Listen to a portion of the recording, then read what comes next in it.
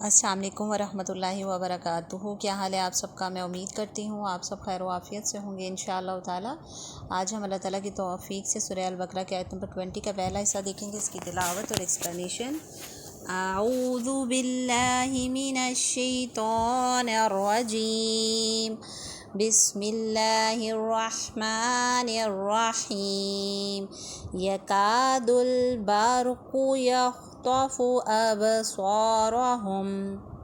Explanation دیکھیں، یا حروف شجریہ میں سے وس زبان جب وس تعلق کو لگتی ہے تو یا ادا ہوتی ہے، لمبا نہیں کریں گے۔ کاف باریک پڑا جائے گا، الف خالی آگے 2 حرکت برابر لمبا کرتے ہوئے، دال کو لام ساکن سے ملاتے ہوئے پڑھیں۔ دال میں ہماری زبان کی نوک اوپر والے دانتوں کی جڑ سے لگتی ہے۔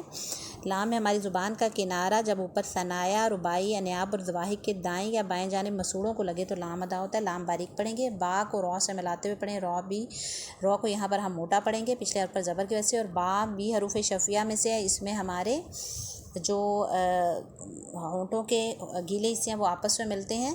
رو میں ہماری زبان کی پشت اور اس کا کنارہ جو ہے وہ ثنایا اور رباعی کے مسوڑوں کو لگتا ہے تو رو ادا ہوتی ہے۔ قوف حروف مصالیہ میں سے موٹا پڑھیں گے اور لمبا نہیں کریں گے۔ یکاد البرق، یا دوبارہ آئیے، خو ساکن سے ملاتے ہوئے، خو بھی حروف مصالیہ میں سے اور حروف حلقی میں سے بھی حلق کے اوپر والے حصے سے ادا ہوتا ہے، موٹا پڑھیں گے اس کو۔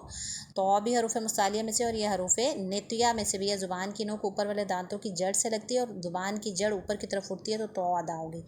فا کو ہم لمبا نہیں کریں گے، تو کو بھی، اور فا حروف شفیہ میں سے ہے، ہمارے اوپر والے دانت نیچے والے ہونٹوں کے گیلے حصوں کو لگتے ہیں تو فا ادا ہوتا ہے۔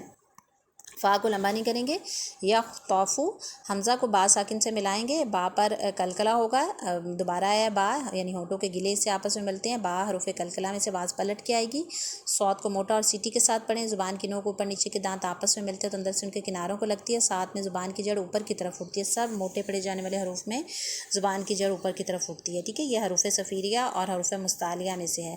الف خالی آگے 2 حرکت برابر لمبا کریں گے، الف مدہ ہے۔ رو کو یہاں پر ہم موٹا پڑھیں گے زبر کی وجہ سے، لمبا نہیں کریں گے۔ ہا اقصی حلق سے ہائی کی طرح میم ساکن سے ملاتے ہوئے، اور میم کی آواز کو یہاں پر ہم ظاہر کریں گے، اظہار شفی ہو رہا ہے، اور میم ہمارے ہونٹوں کے خشک حصے آپس میں ملتے ہیں۔